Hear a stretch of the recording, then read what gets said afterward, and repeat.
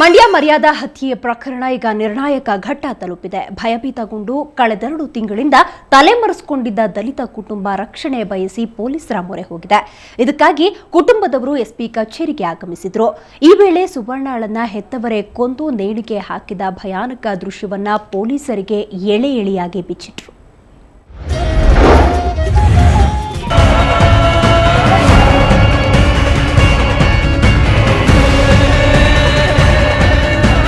ರಾಜ್ಯವನ್ನೇ ಬೆಚ್ಚಿ ಬೀಳಿಸಿದ್ದ ಮಂಡ್ಯ ಜಿಲ್ಲೆ ಮದ್ದೂರು ತಾಲೂಕು ಆಬಲವಾಡಿ ಗ್ರಾಮದ ಮರ್ಯಾದೆ ಹತ್ಯೆ ಪ್ರಕರಣದಲ್ಲಿ ಕೊನೆಗೂ ಎಲ್ಲಾ ಸಾಕ್ಷಿಗಳು ಲಭ್ಯವಾಗಿವೆ. ಘಟನೆಯಿಂದ ಭಯಭೀತರಾಗಿ 2 ತಿಂಗಳಿಂದ ತಲೆಮರೆಸಿಕೊಂಡಿದ್ದ ದಲಿತ ಯುವಕ ಗೋವಿಂದರಾಜ್ ಕುಟುಂಬ ಕೊನೆಗೂ ಪೊಲೀಸರ ಮುಂದೆ ಹಾಜರಾಗಿದೆ. ಪ್ರಕರಣ ಬೆಳಕಿಗೆ ಬಂದ ನಂತರ ತಮ್ಮನ್ನು ಕೊಲೆ ಮಾಡಬಹುದು ಎಂಬ ಭಯದಲ್ಲಿ ಮುಳುಗಿರುವ ಕುಟುಂಬ ಮಂಡ್ಯ ಎಸ್ಪಿ ಕಚೇರಿಗೆ ಆಗಮಿಸಿ ರಕ್ಷಣೆ ಬಯಸಿದೆ. ಯುವಕ ಗೋವಿಂದರಾಜುವಿನ ತಾಯಿ ತೊಳಸಮ್ಮ, ಅಣ್ಣ ತಿಮ್ಮಪ್ಪ, ತಿಮ್ಮಪ್ಪನ ಪತ್ನಿ ತಾಯಮ್ಮ ಹಾಗೂ ಇನ್ನೋರ್ವ ಸಹೋದರ ತಿಮ್ಮಯ್ಯ ಮತ್ತವರ ಪತ್ನಿ ಜ್ಯೋತಿ ಕಚೇರಿಗೆ ಆಗಮಿಸಿ ಅಡಿಷನಲ್ ಎಸ್ಪಿ ರಾಜಣ್ಣರ ಮುಂದೆ ಹಾಜರಾಗಿ ಘಟನೆಯ ವಿವರ ನೀಡಿದ್ರು. ನನ್ನ ಮಗ ಅಲ್ಲೇ 2 ತಿಂಗಳಲ್ಲಿ ನಾವು ಕೆಲಸಕ್ಕೆ ಮನೇಲಿ ಏನೋ ಇದೆ ಗಲಾಟೆಗೆ ಗೊತ್ತಾಗ್ಬಿಟ್ಟು ನಾವು ಮಗನ್ನ ಕಳಿಸ್ಬಿಟ್ಟಿದ್ದ ಗೋವಿಂದರಾಜ ಅನ್ನೋನ್ನ. ಇರಬೇಡಪ್ಪ ನೀನೆಲ್ಲ ನಾವು ಹೋಗಿ ಕೆಲ್ಸಕ್ಕೆ ಹೋಗಿ ಸೇರ್ಕೊ ಅಂತ. ಇವನು ಓದೋನು ಮನೆಗೂ ಬರಲಿಲ್ಲ, ಇಲ್ಲ ನಮಗೆ ಫೋನು ಮಾಡಲಿಲ್ಲಪ್ಪ. ಹೊರಗಡೆನೇ ಇದ್ದ. ಹೊರಗಡೆನೇ ಇರ್ತು. ಅವತ್ತು ಹುಡುಗಿ ಫೋನ್ ಮಾಡಿ ಎರ್ನಿಗೆರೆ ತಿಟ್ಟಿಗೆ ಕರ್ಸ್ಕೊಂಡದೆ. ನಂತರ ಪ್ರಕರಣದ ತನಿಖಾಧಿಕಾರಿಯಾಗಿರುವ ಡಿವೈಎಸ್ಪಿ ಉತ್ತಪ್ಪ ಎದುರು ಒಬ್ಬೊಬ್ಬರಾಗಿ ಸಾಕ್ಷಿ ಹೇಳಿಕೆ ನೀಡಿದ್ರು. ಈ ವೇಳೆ ಘಟನೆಯ ಪ್ರತ್ಯಕ್ಷದರ್ಶಿಯೂ ಆಗಿರುವ ಗೋವಿಂದರಾಜುವಿನ ಅತ್ತಿಗೆ ತಾಯಮ್ಮ ಮಾಧ್ಯಮದವರ ಮುಂದೆ ಇಡೀ ಘಟನೆಯನ್ನ ಎಳೆ ಎಳೆಯಾಗಿ ಬಿಚ್ಚಿಟ್ರು. ಅವ್ರಪ್ಪ ಏನಂತ ಅಂದ್ರೆ ಇಷ್ಟೆಲ್ಲ ನನ್ನ ಮಗಳಿಗೆ ಎಂಗೇಜ್ಮೆಂಟ್ ಆದ್ರೂ ಈ ಮಾತು ನನ್ನ ಮಗನ ಹಿಂದೆ ನಾವು ಕಳ್ಸಕ್ ತಯಾರಾಗಿಲ್ಲ, ಆದಷ್ಟು ಈ ಮೂಳನ್ನು ಸಾಯಿಸ್ಬಿಡಿ ಅಂತ ನಮ್ಮ ಗ್ರಾಮದವರೆಲ್ಲ ನಿಂತಿದ್ರು. ನಮ್ಮೂರು ಜನ ಎಲ್ಲ ನಿಂತಿದ್ರು. ಅವ್ರ ಮುಂದೆ ಅವ್ರು ಹಂಗಂತ ಅಂತಿದ್ದಂಗೆ ಅವ್ರು 4 ಜನರು ಅವ್ರ ಮನೆಗೆ ಬಂದು ನನ್ನ ಮೈದ ಯಾವಾಗ ನೀನೋಗಿ ನ್ಯಾಣಕು ಅಂತ ಕಳಿಸ್ತಿದ್ದಂಗೆನೆ ನಮ್ಮ ಮನೆಗೆ ಅವ್ನು ಸಿಕ್ಲಿಲ್ಲ, ತಪ್ಪಿಸ್ಕೊಬಿಟ್ಟ. ಆ ಕ್ಷಣನೇ ತಗೊಂಬಂದು ಆ ಹುಡುಗಿಯ ನಮ್ಮ ಮನೇಲಿ ನ್ಯಾಣಕ್ಬಿಟ್ಟು. ಇದೇ ವೇಳೆ ಗೋವಿಂದರಾಜುವಿನ ಅಣ್ಣ ಹಾಗೂ ಪ್ರಕರಣದ ದೂರುದಾರರಾದ ತಿಮ್ಮಯ್ಯ ಮಾತನಾಡಿ ತಮ್ಮ ಕುಟುಂಬಕ್ಕೆ ಸ್ಥಳೀಯ ಪೊಲೀಸ್ ಠಾಣೆಯಿಂದ ಯಾವುದೇ ರೀತಿಯ ರಕ್ಷಣೆ ಸಿಗುತ್ತಿಲ್ಲ. ಸಾಕ್ಷಿ ನುಡಿಯದಂತೆ ಕೊಲೆ ಬೆದರಿಕೆಗಳು ಬರುತ್ತಿವೆ. ತಮಗೆ ಹಿರಿಯ ಅಧಿಕಾರಿಗಳು ನ್ಯಾಯ ಒದಗಿಸುವಂತೆ ಒತ್ತಾಯಿಸಿದ್ರು. ನಮಗೆ ಜೀವ ಬೆದರಿಕೆ ಸಿಕ್ಕುತ್ತಾವೋ, ಇನ್ನು 10 ವರ್ಷ ಆಗಲಿ 20 ವರ್ಷ ಆಗಲಿ ನಾನು ಕಡ್ದಾಕ್ತೀನಿ, ಕತ್ತರಿಸಾಕ್ತೀನಿ, ನಿಮ್ಮ ಯಾವುದೇ ಕಾರಣಕ್ಕೂ ಬಿಡಕ್ಕೆ ಹೋಗಲ್ಲ ಅಂತ ಪ್ರಾಣವೇ ಇಟ್ಟವ್ರೆ. ಹುಡುಗಿಯರಪ್ಪ ರಾಮಕೃಷ್ಣ ಅಂತ ಅಂದ್ಬಿಟ್ಟು ಅದರಿಂದ ನಾನು ಇಲ್ಲಿ ರಕ್ಷಣೆ ಕೇಳೋದಂತ ಅಂದ್ಬಿಟ್ಟು ನಮ್ಮ ಊರು ಗ್ರಾಮಸ್ಥರು ಯಾರು ನಮಗೆ ರಕ್ಷಣೆ ಯಾರು ಕೊಡ್ತಾ ಇಲ್ಲ. ಆದ್ದರಿಂದ ನಮಗೆ ಪೊಲೀಸ್ನವ್ರ ಹತ್ರ ರಕ್ಷಣೆ ಕೇಳೋದಂತ ಅಂದ್ಬಿಟ್ಟು ಬಂದಿದ್ದೀನಿ. ಅಂತೂ ಇಂತೂ ಘಟನೆಯಿಂದ ಭಯಭೀತರಾಗಿ ಚದುರಿ ಹೋಗಿದ್ದ ಕುಟುಂಬ ಈಗ ಒಂದುಗೂಡಿದೆ. ಆದ್ರೆ ಸುವರ್ಣಳನ್ನ ಪ್ರೀತಿಸುತ್ತಿದ್ದ ದಲಿತ ಯುವಕ ಗೋವಿಂದರಾಜು ಸುಳಿವು ಮಾತ್ರ ಇನ್ನು ದೊರೆಯದಂತಾಗಿದೆ. ಈ ಮಧ್ಯೆ ಪ್ರಕರಣಕ್ಕೆ ಸಂಬಂಧಿಸಿದಂತೆ 4 ಪೊಲೀಸರು ಬಂಧಿಸಿದ್ದು, ಪ್ರಮುಖ ಆರೋಪಿ ಸುವರ್ಣಳ ತಂದೆ ರಾಮಕೃಷ್ಣ ಸೇರಿದಂತೆ ಇನ್ನೂ 6 ಮಂದಿ ತಲೆಮರೆಸಿಕೊಂಡಿದ್ದಾರೆ. ಸೋಮಶೇಖರ್, ಸುವರ್ಣ ಸುದ್ದಿವಾಹಿನಿ, ಮಂಡ್ಯ. ಧಾರವಾಡ ಭಿಕ್ಷುಕಿಯರ ನಿರಾಶ್ರಿತ ಕೇಂದ್ರಕ್ಕೆ ಇಂದು ಸಮಾಜ ಕಲ್ಯಾಣ ಸಚಿವ ನಾರಾಯಣಸ್ವಾಮಿ ಭೇಟಿ ನೀಡಿದ್ರು. ಕೇಂದ್ರದಲ್ಲಿನ ಲೈಂಗಿಕ ಕಿರುಕುಳದ ಕುರಿತು ನಿನ್ನೆ ಸುವರ್ಣ ನ್ಯೂಸ್ ವರದಿ ಬಿತ್ತರಿಸಿತ್ತು. ಈ ಹಿನ್ನೆಲೆಯಲ್ಲಿ ಇಂದು ಭೇಟಿ ನೀಡಿದ್ದ ಸಚಿವರು ಕೇಂದ್ರದಲ್ಲಿನ ಎಲ್ಲರನ್ನೂ ವೈದ್ಯಕೀಯ ತಪಾಸಣೆಗೆ ಒಳಪಡಿಸಿ 1 ವಾರದಲ್ಲಿ ವರದಿ ನೀಡುವಂತೆ ಸೂಚಿಸಿದ್ರು. ಇದೇ ವೇಳೆ ಅಗತ್ಯ ಬಿದ್ದರೆ ಪ್ರಕರಣವನ್ನ ಸಿಒಡಿ ತನಿಖೆಗೆ ಒಪ್ಪಿಸುವುದಾಗಿ ಹೇಳಿದ್ರು.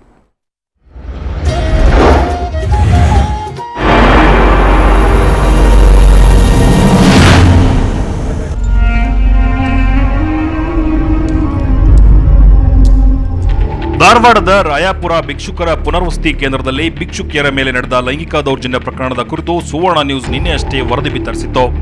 ಇದರಿಂದ ತಕ್ಷಣ ಎಚ್ಚೆತ್ತುಕೊಂಡ ಸರ್ಕಾರ ಪ್ರಕರಣದ ತನಿಖೆಗೆ ಮುಂದಾಗಿದೆ. ಇಂದು ಕೇಂದ್ರಕ್ಕೆ ಸಮಾಜ ಕಲ್ಯಾಣ ಸಚಿವ ನಾರಾಯಣಸ್ವಾಮಿ ಭೇಟಿ ನೀಡಿ ವೈದ್ಯಕೀಯ ದಾಖಲೆಗಳನ್ನು ಪರಿಶೀಲನೆ ನಡೆಸಿದ್ರು. ಆದರೆ ಕೇಂದ್ರದಲ್ಲಿನ ಭಿಕ್ಷುಕಿಯರಿಗೆ ಸಂಬಂಧಿಸಿದ ಯಾವುದೇ ವೈದ್ಯಕೀಯ ದಾಖಲೆಗಳು ಇರಲಿಲ್ಲ. ಇದರಿಂದ ಕೆಂಡಾಮಂಡಲರಾದ ಸಚಿವರು ಅಧಿಕಾರಿಗಳನ್ನ ತರಾಟೆಗೆ ತಗೊಂಡ್ರು.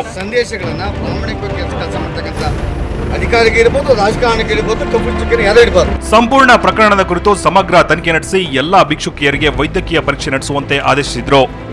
1 ವಾರದೊಳಗೆ ಈ ಸಂಬಂಧ ವರದಿ ನೀಡುವಂತೆ ಸೂಚನೆ ನೀಡಿದ್ರು. ಇದೇ ವೇಳೆ ಕಳೆದೊಂದು ವರ್ಷದಲ್ಲಿ ಕೇಂದ್ರಕ್ಕೆ ಯಾರು ಬಂದ್ರು ಯಾರು ಹೋದ್ರು ಅನ್ನೋದರ ದಾಖಲೆ ನೀಡುವಂತೆ ಸೂಚಿಸಿದ್ರು. ವರದಿ ಆಧರಿಸಿ ಅಗತ್ಯ ಬಿದ್ದರೆ ಸಿಒಡಿ ತನಿಖೆಗೊಪ್ಪಿಸುವ ಕುರಿತು ಚಿಂತಿಸುವುದಾಗಿ ಸಚಿವರು ಹೇಳಿದ್ರು. ಪುರಾವೆಗಳನ್ನು ಹುಡುಕುವ ನಿಟ್ಟಿನಲ್ಲಿ ವೈದ್ಯಕೀಯ ತಪಾಸಣೆ ಆಗ್ತದೆ. ಖಂಡಿತವಾಗ್ಲೂ ವೈದ್ಯಕೀಯ ತಪಾಸಣೆಯಲ್ಲಿ ಪ್ರಿಲಿಮಿನರಿಯಾಗಿ ಬಹುದು ಅಂತ ಬಂದರೆ ಖಂಡಿತವಾಗ್ಲೂ ಇದನ್ನು ಸಿಒಡಿ ತನಿಖೆಗೆ ಕೊಡ್ತೇನೆ, FIR ದಾಖಲೆ ಮಾಡ್ತೇನೆ.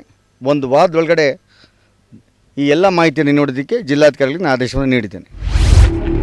ಈ ಮಧ್ಯೆ ಸುವರ್ಣ ನ್ಯೂಸ್ ವರದಿ ಬಳಿಕ ಜಿಲ್ಲಾಡಳಿತ ತಮ್ಮ ತಪ್ಪು ಮರೆಮಾಚುವ ಯತ್ನ ಮಾಡಿದೆ ಎನ್ನಲಾಗಿದೆ. ಒಟ್ನಲ್ಲಿ ಈ ಪ್ರಕರಣ ಸಮಗ್ರ ತನಿಖೆ ಆಗಬೇಕಾಗಿದೆ. ತಪ್ಪಿತಸ್ಥರ ವಿರುದ್ಧ ಕಠಿಣ ಕ್ರಮ ಕೈಗೊಳ್ಳಬೇಕಿದೆ. ಅಮರೇಶ್ ರಾಠೋಡ್, ಸುವರ್ಣ ಸುದ್ದಿವಾಹಿನಿ, ಧಾರವಾಡ. ಈ ಮಧ್ಯೆ ಭಿಕ್ಷುಕರ ಪುನರ್ವಸತಿ ಕೇಂದ್ರದಲ್ಲಿನ ದೌರ್ಜನ್ಯದ ಕುರಿತು ವರದಿ ಮಾಡಿದ ಸುವರ್ಣ ನ್ಯೂಸ್ ವಿರುದ್ಧ ಧಾರವಾಡ ಜಿಲ್ಲಾಧಿಕಾರಿ ದರ್ಪಣ್ ಜೈನ್ ಸಿಟ್ಟಾದಂತಿದೆ. ಮಾಧ್ಯಮದ ವರದಿ ತಪ್ಪಾಗಿ ಪ್ರಸಾರವಾಗಿರುವುದು ಸಾಬೀತಾದರೆ ಕ್ರಮ ಕೈಗೊಳ್ತೀನಿ, ಅದಕ್ಕೆ ನಿಮ್ಮ ಬೆಂಬಲ ಬೇಕು ಅಂತ ಸಚಿವ ನಾರಾಯಣಸ್ವಾಮಿ ಅವರನ್ನ ಡಿಸಿ ದರ್ಪಣ್ ಕೋರಿದ್ದಾರೆ. ದುರಂತ ಅಂದ್ರೆ ಈ ಪ್ರಕರಣದ ತನಿಖೆಯನ್ನ ಡಿಸಿ ದರ್ಪಣ್ ಜೈನ್ ಅವರೇ ನಡೆಸ್ತಾ ಇದ್ದು ಪೂರ್ವಾಗ್ರಹ ಪೀಡಿತ ವರದಿ ತಯಾರಾಗುವ ಆತಂಕ ಸೃಷ್ಟಿಯಾಗಿದೆ. ನಮ್ಮ ಮೇಲೆ ಇದು ಮಾಡ್ತಿದ್ದಾರೆ. ಸಪೋಸ್ ಇದು ಡಿಸ್ಪ್ರೂವ್ ಆದರೆ ನಮಗೆ ಒಂದು ಆರ್ಡರ್ ತಾವು ಕೊಡಬೇಕು. ನಾವು ಯಾರು ಇದನ್ನ ರಾಂಗ್ಲಿ ಕೊಟ್ರೆ ಮಾಡಿದ್ದಾರೆ ಅವ್ರ ಮೇಲೆ ಆಕ್ಷನ್ ತಗೊಂಡು ಖಂಡಿತ ನಾವು ನಮಗೆ ಸಪೋರ್ಟ್ ಮಾಡಬೇಕು ಸರ್. ನಾನು ಅದ್ರ ಪರವಾಗಿ ಸರ್ ನಮಗೆ ಭಾಳ ಇದು ಆಗಿದೆ.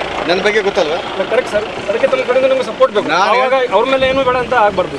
ನಾನು ಆ ಪ್ರಶ್ನೆಗೆ ಆಗಲಿ ಲಿಬರಲ್ ವೆರಿ ಸಾರಿ.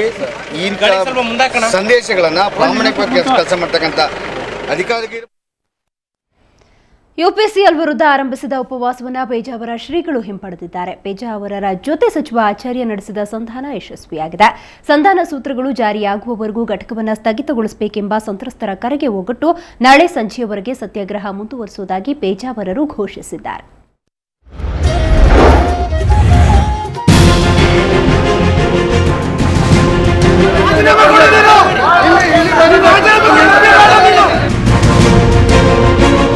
ಯುಪಿಸಿಎಲ್ ಯೋಜನೆಯಿಂದ ಉಂಟಾದ ಪರಿಸರ ಮಾಲಿನ್ಯದ ಕುರಿತು ಅಧ್ಯಯನ ನಡೆಸಲು ಸರ್ಕಾರ ನೇಮಿಸಿದ್ದ ಸಮಿತಿಯಲ್ಲಿ ನಾಗರಿಕ ಪ್ರತಿನಿಧಿಗಳನ್ನು ಕೈಬಿಟ್ಟ ಬಗ್ಗೆ ಪೇಜಾವರ ಶ್ರೀಗಳು ಆರಂಭಿಸಿದ ಉಪವಾಸ ಅಂತ್ಯಗೊಂಡಿದೆ. ಪೇಜಾವರರ ಜೊತೆ ಸಚಿವ ವಿಎಸ್ ಆಚಾರ್ಯ ಸುಮಾರು 1.5 ಗಂಟೆ ಕಾಲ ಬಾಗಿಲು ಮುಚ್ಚಿದ ಕೋಣೆಯಲ್ಲಿ ಸಂಧಾನ ನಡೆಸಿದರು. ಕೊನೆಗೂ ಸಂಧಾನ ಯಶಸ್ವಿಯಾಗಿದೆ.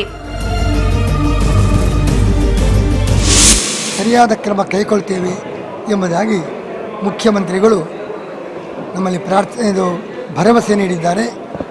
ಉಪವಾಸವನ್ನು ಕೈಬಿಡುವ ಪ್ರಾರ್ಥನೆಯನ್ನು ಮಾಡಿದ್ದಾರೆ.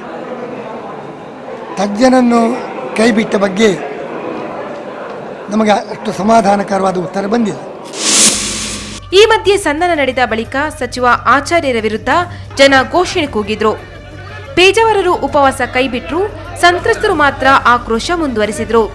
ಇದರಿಂದ ಸಚಿವ ಆಚಾರ್ಯ ತೀವ್ರ ಮುಜುಗರಕ್ಕೊಳಗಾಗಿ ಅಲ್ಲಿಂದ ಹೊರಟರು.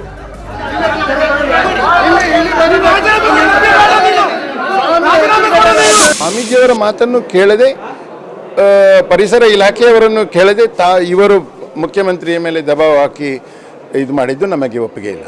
ಮತ್ತೊಂದಂದರೆ ಇವರು 3 ತಿಂಗಳು 6 ತಿಂಗಳು 3 ತಿಂಗಳ ಮೇಲೆ ಸರಿ ಮಾಡ್ತೇವೆ, 6 ತಿಂಗಳ ಮೇಲೆ ಸರಿ ಮಾಡ್ತೇವೆ, ಇದಕ್ಕೆ ಏನು ಬೆಲೆನೇ ಇಲ್ಲ. ಸಂಧಾನದ ಬಳಿಕ ಉಪವಾಸ ಕೈಬಿಡಲು ನಿರ್ಧರಿಸಿದ್ದ ಪೇಜಾವರರು ಸಂತ್ರಸ್ತರಿಗೆ ಬೆಂಬಲವಾಗಿ ನಾಳೆ ಸಂಜೆಯವರೆಗೂ ನಂದಿಕೂರ್ ದೇವಸ್ಥಾನದಲ್ಲೇ ಸತ್ಯಾಗ್ರಹ ಮುಂದುವರಿಸಲು ನಿರ್ಧರಿಸಿದ್ದಾರೆ.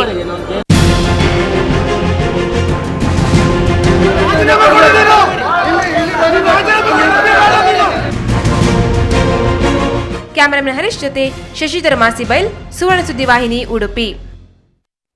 ಇದು ಲವ್, ಸೆಕ್ಸ್ ಮತ್ತು ದೋಖಾ ಕತೆ.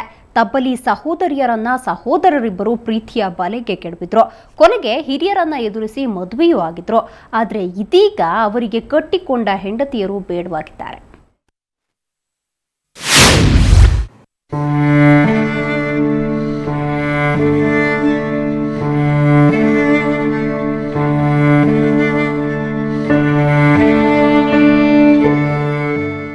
ಇವರಿಬ್ಬರು ಅಕ್ಕ ತಂಗಿಯರು. ಹೆಸರು ಭುವನೇಶ್ವರಿ ಹಾಗೂ ನಾಗವೇಣಿ. ತಂದೆ ತಾಯಿ ಇಲ್ಲದ ತಪ್ಪಲಿಗಳಾದರೂ ಛಲದಿಂದ ಓದಿ ವಿದ್ಯಾವಂತರಾದವರು. ಮದುವೆಯಾಗಿ ಸುಖ ಸಂಸಾರದ ಕನಸು ಕಂಡಿದ್ದ ಇವರಿಗೆ ಈಗ ಉಳಿದಿರೋದು ಕಣ್ಣೀರು ಮಾತ್ರ. ಯಾಕಂದ್ರೆ ಇವರು ಪ್ರೀತಿಯ ಬಲೆಗೆ ಬಿದ್ದು 6 ವರ್ಷದಿಂದ ಸಂಕಷ್ಟದ ಜೀವನ ನಡೆಸುತ್ತಿದ್ದಾರೆ. ಬಿಜಾಪುರ ಮೂಲದ ಭುವನೇಶ್ವರಿ ಹಾಗೂ ನಾಗವೇಣಿ ಬೀದರ್ ಜಿಲ್ಲೆಯ ಔರಾದ್ನ ಅಮರೇಶ್ ಹಾಗೂ ಲಕ್ಷ್ಮೀಕಾಂತಿ ಎಂಬುವರಿಗೆ ಮನಸೋತಿದ್ದರು. ಸಹೋದರರಾಗಿದ್ದ ಇವರಿಬ್ಬರು ಈ ಅಕ್ಕ ತಂಗಿಯರನ್ನು ಮದುವೆಯೂ ಆಗಿದ್ರು. ಆದ್ರೆ ಪ್ರೇಮಕ್ಕೆ ಜಾತಿ ಅಡ್ಡ ಬಂದಿದ್ದರಿಂದ ಹುಡುಗರ ಮನೆಯವರು ಇವರನ್ನು ಮನೆಗೆ ಸೇರಿಸಿಲ್ಲ. ಇತ್ತ ಕಟ್ಟಿಕೊಂಡ ಗಂಡಂದಿರು ಕೂಡ ಇವರನ್ನು ದೂರ ಇಡಲು ನೋಡುತ್ತಿದ್ದಾರೆ. ಬಂದ್ರೆ ಕಾಲ ಕೈ ಕಡಿತೀನಿ, ನಾ ಸತ್ತು ಹೋಗ್ತೀನಿ ಅಂತ ತಿಳ್ಕೊಂಡು ಅವ್ರ ಮನೆಯವ್ರಿಗೆ ನಮ್ಗೆ ಅನ್ನೀವ್ರಿಗೆ ಅಂಜಿಸಿ ಇದು ಮಾಡ್ಲು ಹೋಗ್ಲಿ ಬಿಡು, ಅವ್ರ ಮನೇನೂ ಬೇಡ ಏನೂ ಬೇಡ, ನಾವು ಅಟ್ಲೀಸ್ಟ್ ನಮ್ಮಷ್ಟಕ್ಕೆ ನಾವು ಇರ್ತೀವಿ, ಇಂದ್ರೂ ಸಹಿತ ಬಿಡ್ತಾ ಇಲ್ಲ. ನಮ್ಮ ತಂಗಿ ಫಸ್ಟಿಗೆ ಅಭಾಷಣ ಮಾಡಿಸಿರು ಒಂದು. ನಮ್ಮ ಮನೆಯವ್ರೇನು ನೀವೇ ಇಲ್ಲಿ ಬಂದಿರಿ, ನಿಮ್ಮ ಬೇರೆ ಜಾತಿ ಅದ ಒಂಥರ ಏನೋ ಮಾನಸಿಕ ಹಿಂಸೆ, ನೀವೇನು ತಂದಿಲ್ಲ, ದುಡ್ಡು ಏನೂ ಕೊಟ್ಟಿಲ್ಲ, ಹಿಂಗೆ ಮಾಡ್ತಾರೆ. ಇವರು ಮದುವೆಯಾಗಿ 6 ವರ್ಷಗಳೇ ಕಳೆದಿವೆ.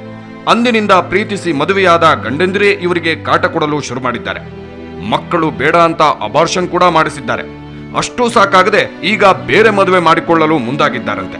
ಇದರಿಂದ ಕಂಗೆಟ್ಟ ಈ ತಬ್ಬಲಿ ಸಹೋದರಿಯರು ಪೊಲೀಸರ ಮೊರೆ ಹೋಗಿದ್ದಾರೆ. ಪ್ರೀತಿ ಎಲ್ಲ ಆಯ್ತು. ಆದ ತಕ್ಷಣ ನಾವೇನಂದೆವು, ಅವ್ರ ಮನೆಗೆ ಹೋದೆವು. ಒಂದು ದಿವ್ಸ ಮನೆಗೆ ಹೋಗಿದ ತಕ್ಷಣ ಯಾರೇನಂದ್ರು, ಅವ್ರ ಅಮ್ಮ ಧಡಕದ ಬಾಗ್ಲ ಮುಚ್ಚಿರು. ಯಾರು ಕೇಳಿ ಮದುವೆ ಮಾಡ್ಕೊಂಡ್ರೆ ನೀವು, ನಿಮ್ಮ ಗಂಡ ಬಲ ನೀವು ಬಲ ಅಂತಂದ್ರು. ರಿಜಿಸ್ಟರ್ ಮ್ಯಾರೇಜ್ ಆಗ್ಯದ, ಬಿಡ್ಲಕ್ಕೆ ಬರಲ್ಲ. ಈಗ ಒಂದ್ಸಲ ಮದುವೆ ಆಯಿತು, ಮುಗಿದು ಹೋಯ್ತು. ಯಾವ ಕ್ಯಾಶ್ ಇರ್ಲಕ್ಕ ಏನೇ ಇರ್ಲಕ್ಕ ನಿಮ್ಮ ಅವ್ವ ಇರಿಸ್ತಾನ, ನಿಮ್ಮ ಮನೆಗೆ ಬೇಕಾದ್ರೆ ಕರ್ಕೊಂಡು ಹೋಗ್ಬೇಡ್ರಿ. ನಾವು ಒಂದೇವು, ಅವ್ರ ಅವ್ವ ಇರಿಸ್ತಾನ, ನಾವು ಬರೋದಿಲ್ಲ. ನಾವು ಒಟ್ಟು ಸೊಸಿ ಅಂತಾರೆ ಒಪ್ಪುಗಳು ಅಟ್ಲೀಸ್ಟ್. ದಿಕ್ಕು ದೆಸೆ ಇಲ್ಲದೆ ಇವರಿಗೆ ಅಮರೇಶ್ ಹಾಗೂ ಲಕ್ಷ್ಮೀಕಾಂತ್ ಬಾಳು ಕೊಡುತ್ತೇವೆಂದು ಬಂದಾಗ ಖುಷಿಯಾಗಿದ್ದರು. ಅತ್ತೆ ಮನೆಯಲ್ಲಿ ಸುಖವಾಗಿರಬಹುದೆಂಬ ಕನಸು ಕಂಡಿದ್ದರು. ಆದರೆ ಇದೀಗ ಈ ಸಹೋದರಿಯರಿಗೆ ಪ್ರೀತಿಯೇ ಮುಳುವಾಗಿದೆ. ಇತ್ತ ನೆರವಾಗಬೇಕಿದ್ದ ಪೊಲೀಸರು ಕೂಡ ನಿರ್ಲಕ್ಷ್ಯ ತೋರುತ್ತಿದ್ದಾರೆಂಬ ಆರೋಪ ಕೇಳಿ ಬರುತ್ತಿದೆ. ಕ್ಯಾಮರಾಮನ್ ಹನುಮಂತ ಜೊತೆ ಅನಿಲ್ ಕುಮಾರ್ ದೇಶ್ಮುಖ್, ಸುವರ್ಣ ಸುದ್ದಿವಾಹಿನಿ, ಬೀದರ್.